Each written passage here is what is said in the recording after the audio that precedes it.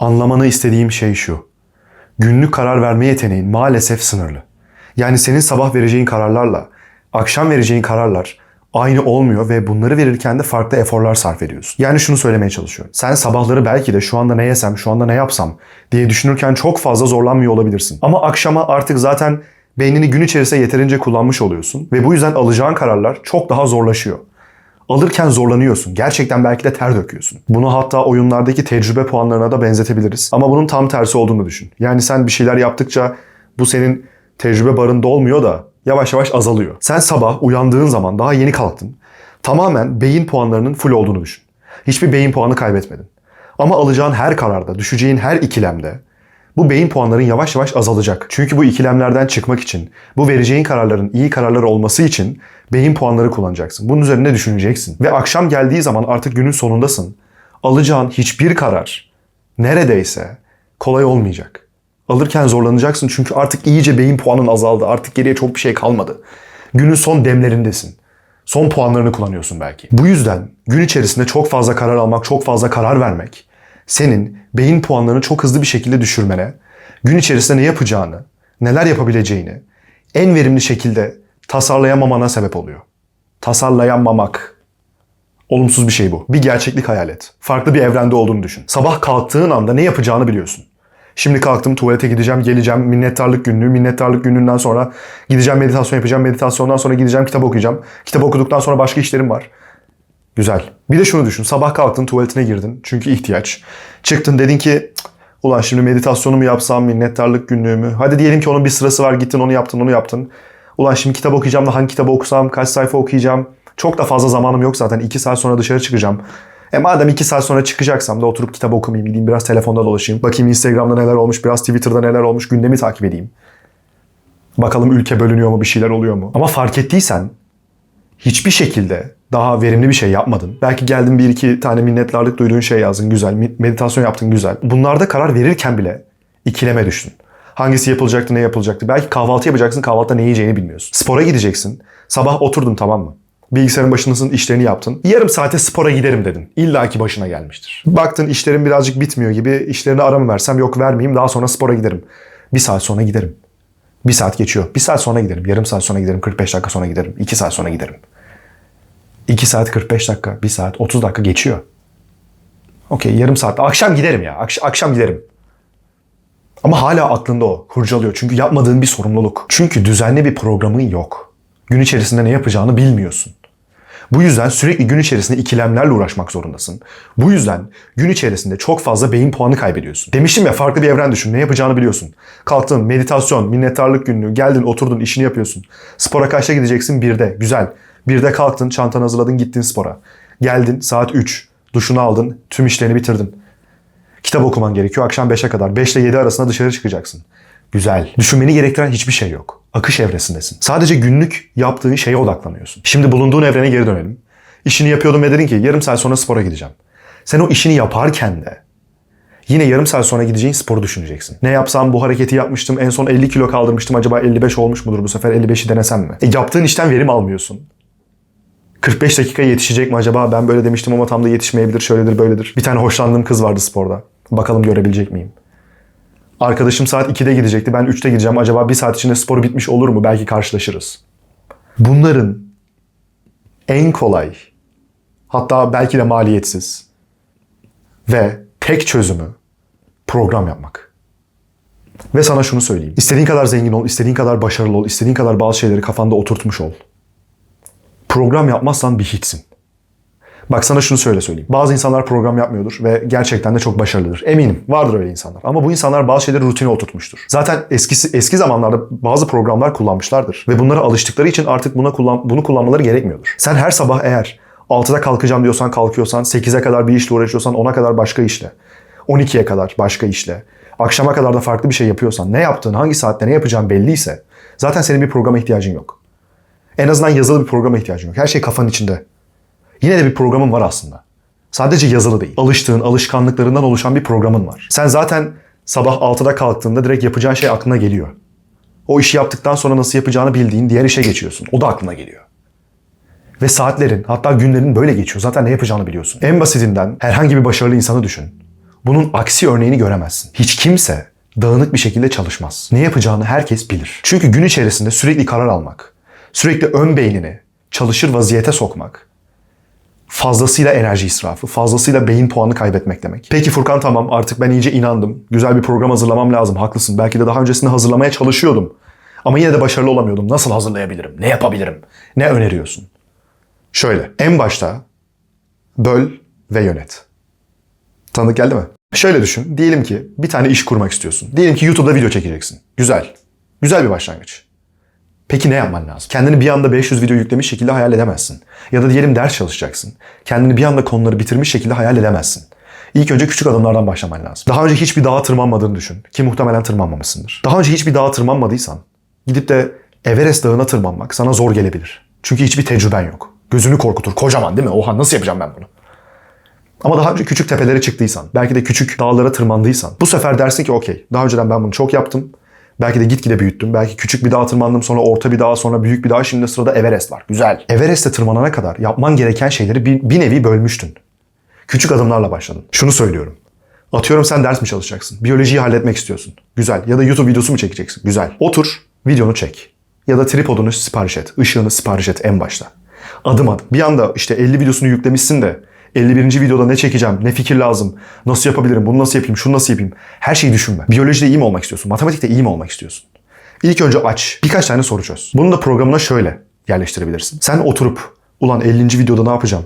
Ya da işte bu kadar zor konular var, ben bunları ne yapacağım diye düşünmeden önce sen birinci ünitede misin? Sen daha tripoda sahip değil misin? O zaman de ki okey, saat 9 ile 10 arasında tripod araştırması yapılacak ve bir tane sipariş edilecek. Bütçem şu kadar. Bum. Günlük programına bunu yaz. Ya da de ki saat 9 ile 10 arasında bir tane video fikri bul ve video metni çıkar. Neler söyleyeceğimle alakalı. Belki anahtar kelimeler yerleştir. Güzel. Tüm videoyu düşünme. Videoyu birazcık parçalara böl. Nasıl video çekilir? Böl parçalara. Tripoda ihtiyacın var. Ya da de ki ben matematik çalışacağım. Ulan benim integral çözebilmem için ya da limit çözebilmem için ilk önce toplama çıkarma ne, bunları öğrenmiş olmam lazım. Güzel. O zaman ilk önce toplama çıkarmayı yap. Saat 10 ile 11 arasında de ki bugün toplama çıkarma çalışılacak. Güzel. Yarın bölme çarpma. Güzel. Böl ve yönet. Eğer sen hedeflerine gerçekten ulaşmak istiyorsan, bazı hedeflerin varsa, para kazanmak olabilir, farklı şeyler olabilir, hiç önemli değil. Artık ne konuda başarılı olmak istiyorsan, senin başarı deneyimin neyse, deyimin neyse. Belki de ilişkinde çok başarılı olmak istiyorsundur. Ve kendine günlük 2 saat, 3 saat ilişkin üzerine kendini geliştirebileceğin, belki de partnerine zaman ayırabileceğin zaman aralıkları yaratırsın. Bu da bir şeydir. Bunu da programına koyabilirsin. Ama bir anda kendini kusursuz bir sevgili olarak yansıtmazsın. Yansıtamazsın. Çünkü değilsin. Senin ilk önce bu amacını yönetebilmek için bölmen gerekir.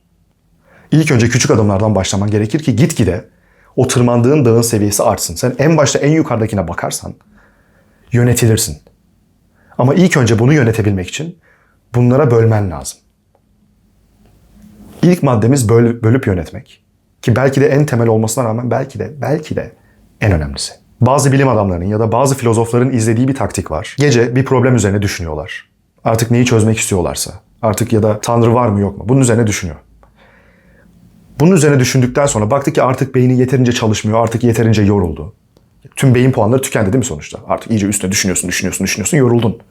Belki de başın ağrıdı. Bundan sonra yatmaya geçiyorlar. Ama yatarken de, uyurken de, uyumadan önce son düşünceleri bu problemleri oluyor. Aklında neyi çözmek istiyorlarsa. Ve ilginçtir ki yanlarına da bir tane not defteri ve kalem bırakıyorlar ya da artık not alabilecekleri herhangi bir araç. Bunun en güzel tarafıysa gece bir anda uyandıkları zaman ya da sabah kalktıkları zaman gerçekten de o problemi çözmüş bir biçimde ya da sordukları soruya bazı mantıklı cevap alamasalar da bazı ilerlemeler kat ederek kendilerini buluyorlar. Demeye çalıştığım şey şu. Belki bu tavsiyeyi başka yerde de almışsındır. Herhangi bir sınava girdiysen daha önce, üniversite sınavı ya da LGS, liseye geçiş sınavı, şu taktiği sana söylerler. En azından bana söylemişlerdi. Turlama taktiği. Tüm soruları okuyorsun. En kolay olanları, kesin cevap gördüklerini ya da kısa olanları taktiği işaretleyip geçiyorsun. Uzunları da okuyorsun. Uzunları atlamıyorsun. Ya da orta zorlukta olanları. Ya da zor gözükenleri. Fark et. Hep tüm soruları okuyorsun. Tüm soruları okuduktan ve kolayları çözdükten sonra en başa geliyorsun. Ve diyorsun ki okey, bu sefer orta zorlukta olanlar var. Yine zorları okuyorsun. Tekrardan. Yapmadığın tüm soruları. Yaptıklarını bırakıyorsun artık. Yapmadığın soruların hepsini okuyorsun. Ve orta zorlukta olanları çözüyorsun. Ve bu sefer tekrardan son turunu atıyorsun ve artık zor sorular. Bir tek onlar kaldı. Bu taktiğin güzel kısmı şu. Furkan, biz salak mıyız da 2-3 defa aynı soruyu okuyalım. Çözemiyoruz. Nasıl yani? Ne alaka? Az önceki örnekle de bağlantısı şu. Senin beynin bir şey üzerine düşünmeyi bırakmıyor. Sen bir şeyi okuduktan sonra, sen bir şey üzerine düşündükten sonra artık dikkatini başka bir şeye yönlendirsen de beynin arkada o problemi, o düşünceyi çözümlemeye devam ediyor, düşünmeye devam ediyor. Bu yüzden zaten duştayken bir anda şak diye bazı fikirler geliyor. Bazı 2-3 gün boyunca çözmek istediğin şeyi hiç olmadık zamanda tuvaletteyken, oradayken, buradayken tak diye çözebiliyorsun. Çünkü beynin bu sorunları asla geride bırakmadı. Belki bir tık geriye atmıştır ama geride bırakmadı. Hala beyninin içinde hala çözümlemeye çalıştığı bir süreçten ibaret. Bu yüzden senin planlarını, geceleri hazırlaman, gece son iş olarak hazırlaman inanılmaz önemli. Belki bilim adamı olmayabilirsin, belki filozof olmayabilirsin. Ben zaten bazı problemlerine sabah kalktığında şak diye çözüm bul demiyorum. Ya da git test çöz demiyorum. Git orada turlama taktiği yap demiyorum. Buradan anlatmaya çalıştığım şey, senin gece programını hazırlaman, bazı şeyleri kafanda oturtman lazım ki o gece boyunca beyninde işlemeye devam etsin. Ve sabah kalktığın zaman, atıyorum spora mı gidecektin? Bazı hareketleri mi yapacaktın?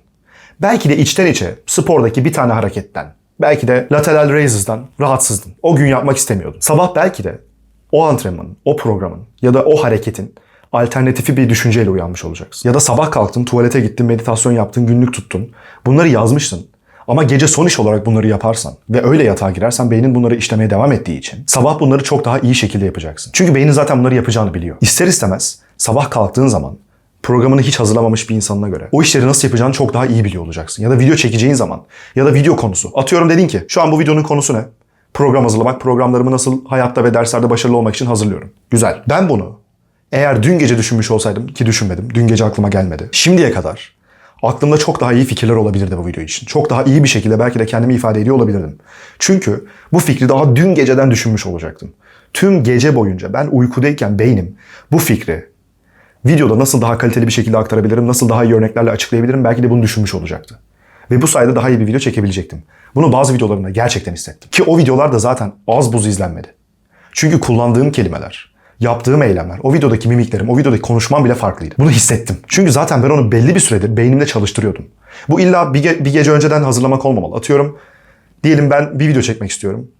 Patates nasıl toplanır videosu. Bir hafta boyunca ben bunu aklımda bir orada bir burada düşüneyim. İşte patates nasıl toplanır, nasıl video çeksem, haftaya pazar çekeceğim ama işte ne desem, nasıl yapsam falan ara sıra düşünsem, hiç düşünmememe kıyasla o gün inanılmaz farklı bir performans sergilerim. O videoda. İnanılmaz şeyler anlatırım. Ben bu problem üzerine gerçekten oturup yaratıcı şeyler çıkartmasam bile, düzgünce düşünmesem bile o bir hafta boyunca bunu benim beynimde tutmuş olmam orada benim akıcılığımı belki de 2 kat, belki de 3 kat daha farklı etkileyecek. Bu yüzden yapman gereken şey şu olmalı. Sen gece yatmadan, atıyorum 11'de mi yatıyorsun, 10'da mı yatıyorsun, 12'de mi, gece 1'de mi? Umarım o kadar geçe kalmıyorsundur. Ama diyelim ki 11'de yatıyorsun. 10.30'da oturacaksın. Zaten artık böyle son beyin puanların kalmış, tamam mı? Zaten gün içerisinde vereceğin tüm kararları vermişsin. Artık yorgunsun. Oraya otur. Son beyin puanlarınla. Hepsini kullanarak. De ki ben bu saat aralığında bunları yapacağım. Hatta şu anda da bir programım var. Şu an gösteremeyeceğim çünkü kapalı defter, onunla uğraşmayayım ama ekrana koyacağım. Bu saatte bunları yapacağım. Burada bunları. Ben saatlik olarak yapıyorum. Birazdan program çeşitlerine de geleceğiz ama bunları hazırlaman ve fark ettiysen sadece kitap oku yazmıyorum. Hangi kitabı okuyacağımı da yazıyorum. Ya da spora git değil. Sporda ne yapacağımı da. Eğer sen sporda ne yapacağını bilmiyorsan oraya programını bile yazabilirsin. Ama benim hali hazırda bir programım var. Ezberimde olan bir program var. Bunun için ekstra gidip de kendi programımı bunu yazmama gerek yok. Sadece ne çalışacağımı yazsam yeterli. Zaten spor salonuna gittiğim anda aklımda canlanıyor. Ama detaylı bir şekilde yazıyorsun. Yani tamam ben şimdi oturdum da meditasyon yapacağım. Kaç dakika meditasyon yapayım? Bilmiyorsan otur düşün şimdi. 5 dakika mı, 10 dakika mı, 20 dakika mı, 30 dakika mı? Bir haftadır yapmıyordum. O zaman uzun bir şey yapayım ama uzun bir şey yaparsam uykum uğraşma. Benim programımda kaç dakika olduğu yazmıyor. Çünkü benim zaten kaç dakika meditasyon yaptığım fix. Her gün tekrarladığım bir eylem. Zaten kaç dakika yaptığımı biliyorum. Benim üstüne gidip de bunun işte bugün bu kadar mı yapsam diye düşünmemi gerektirecek bir şey yok. Çünkü zaten dün kaç yaptıysam bugün de onu yapacağım. Ya da kahvaltı yazıyorsa dün ne yediysem bugün de onu yiyeceğim. Benim zaten öğünlerim pek değişmiyor. Hatta neredeyse hiç değişmiyor. O yüzden ekstra beyin puanı harcayacağım şeyler değil bunlar. Tek yapmam gereken şey programa bakıp bu saatte bununla bu varmış. O zaman benim bununla bunu yapmam lazım demek. Bu kadar. 11'de yatıyorsan 10.30'da eline kaleme alıyorsun ve detaylı bir şekilde yarın ne yapacağını oraya yazıyorsun. Tamam güzel, artık bölüp yönetiyorum. Artık geceleri program hazırlıyorum da ben belki de saatlik program hazırlamak istemiyorum. Yani ben sabah 8'de kalkacağım ama belki de 9'da kalkarım. Ya da 8'de kalktığım kesindir ama annem benim Kahvaltı hazırlıyordur. Annemin saat kaçta kalkacağı belli olmaz. Ya da annem der ki bana Furkan al şu çöpü git at. Ya da arkadaşım der ki Furkan acil gelmen lazım. Şöyle şöyle işlerimiz var. Bir iş çıkabilir, bir şey olabilir, bir şey olabilir. Peki tamam. Saatlik hazırlama. Ama en azından şuna dikkat et. Madde madde de hazırlayacak olsan. Diyelim yapılacaklar listesi var, tamam. Yarın ben bunları yapacağım. Onları da tek tek yaz. İlla saatlik olmasına gerek yok. Gece yapacağım programın. Oraya tek tek detaylı bir şekilde yaz. Ve o yazdığın şeyleri önem sıralamasına göre sırala. Yapılacaklar listen varsa, yani saatlik bir program hazırlamıyorsan, bu saatte bunları yapacağım demiyorsan, yapılacaklar listesi hazırlıyorsan, burada bir önem sıralaması olması gerekiyor. Önem sıralamasının avantajı şu. Eğer sen gidersen sabah dersen ki işte bugün çok fazla meditasyon yapasım var, o yüzden gideceğim 1 saat meditasyon yapacağım. Ya da ben gideceğim günlük tutmam gerekiyormuş. İyi hoş. Bunu normalde akşam tutuyordum da şimdi sabah tutayım. Hani hem aradan çıkmış olur ve bugün de çok günlük tutasım var. 1 saat boyunca tutmak istiyorum. Şimdi günlük tutmak senin için önemli olabilir. Ama bundan çok daha önemli aktivitelerini aksatmaman lazım. Atıyorum sen gün içerisinde araştırma yapman gerekiyorsa, ders çalışman gerekiyorsa, spora gitmen gerekiyorsa ve atıyorum o gün spora gitmen inanılmaz gerekiyordur. Ve derse çalışmana çok gerek yoktur. Zaten derslerde yeterince ileridesindir. O zaman sporu en üst seviyeye koyman lazım. En önemli kısmına koyman lazım. Belki de gün içerisinde ilk yapman gereken şey odur. O zaman sen tüm gün bilgisayar başında ders çalışırken o sporunu aksatmazsın. Çünkü artık bir önem sıralaması var. Ya da ben işte bugün çok günlük tutmak istiyordum da hadi tuttun. 2 saat günlük tuttun. Her şeyini yazdın. İyi güzel de senin daha büyük önceliklerin var. Senin ders çalışman lazım, senin spora gitmen lazım belki de. Senin gideceğin bir tane belki dil kursun var. Bunları aksatırsan ne anlamı kaldı o zaman? Bunların kurbanlığı olmamak için. Belki de kendine diyebilirsin ki işte ben ne yapacağımı bilirim. Öyle önem sıralamasını sokmama gerek yok. Var. Sana başka bir yaptığım programı daha göstereceğim. Bu da benim genelde yapılacaklar listem oluyordu. Ve önem sıralamasına da yanlarına 1, 2, 3, 4 ya da atıyorum bazıları çok önemlidir ve eşit derece önemlidir kendi gözümde. İkisine de 1 yazıyordum. Ya da ikisine de 2, ikisine de 3. Sen kendine bu konuda çok güveniyor olabilirsin. Ben asla onun üzerine koymam. Ne yapacağımı çok iyi bilirim diyor olabilirsin. Ama eğer biliyor olsaydın bu videoyu izlemezdin. O yüzden egonu bir kenara bırak ve de ki ben gerçekten bir halt bilmiyorum. Programda hazırlamam lazım. O yüzden Furkan ne diyorsa onları yapacağım. Güzel. Şimdi anlaşıyoruz. Oraya 1'i, 2'yi, 3'ü, 5'i, 10'u artık kaç tane madem varsa yaz. Ve en baştakiler 1'ler, 2'ler, 3'ler, 4'ler belki de bitmeden diğerlerini yapma. Gün içerisinde ilk önce onları hallet. Tamam belki sabah kalktığın zaman meditasyon yapman bir şarttır. Güzel. O zaman meditasyonu yap. Ama o 5 dakikayla sınırlı kalsın. Çünkü emin ol. Eğer sen o gün 1 saat meditasyon yaparsan, 1 saat günlük tutarsan ya da spora gitmen gerekiyorken tüm gün ders çalışırken ve sporunu aksatırsan yarın canın sıkılacak. Hatta o günün akşamında diyeceksin ki ulan keşke spora gitseydim. O kadar da önemli değildi. Bu kadar da ertelememe gerek yoktu. Önem sıralaması çok önemli. O yüzden bunu aksatma. Ve önemini de azımsama. Benim yaptığım programlar genelde saatlik oluyor. Çünkü saatlik olanları daha çok seviyorum. Verimimi en üst seviyeye çıkarıyor gibi hissediyorum. Çünkü maalesef yapılacaklar listesinde şöyle bir sıkıntı var. Sen belki o listeye bakarsın dersin ki bugün 4 tane şey yapılacak. Tamam hallederiz ya. Günün ilk 2 saati yatarsın. Dersin ki hallederiz 4 şey var zaten. Günün sonuna kadar beklersin. Akşam olur 8, 9. Ondan sonra dersin ki ulan yetişmeyecek galiba. 4'ünü yapamayacağım. 3'ünü yapayım, 2'sini yapayım.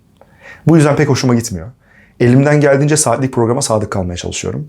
Ve fark ettiysen programda sosyal medyaya gir yazmıyor. Podcast dinle yazmıyor. Git markete küçük bir market alışverişi yap yazmıyor. Bunları nasıl sağlıyorum? Şimdi şöyle. Sosyal medyaya girmiyor değilim. Giriyorum. Ama gireceğim zaman genelde tuvalete gittiğim zaman oluyor.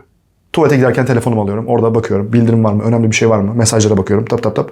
Varsa cevaplıyorum. Yoksa kapatıyorum. Bu kadar basit. Orada podcast yazmıyor. Podcast izle, podcast dinle yazmıyor. Podcast benim için iyi olabilir. Ama bugünlük günlük programda yazmıyordu. Bugün işte çok kitap okuyasım yok. Hadi gideyim de birazcık podcast dinleyeyim. Yok. Orada bir şey yazmıyorsa yapmayacaksın.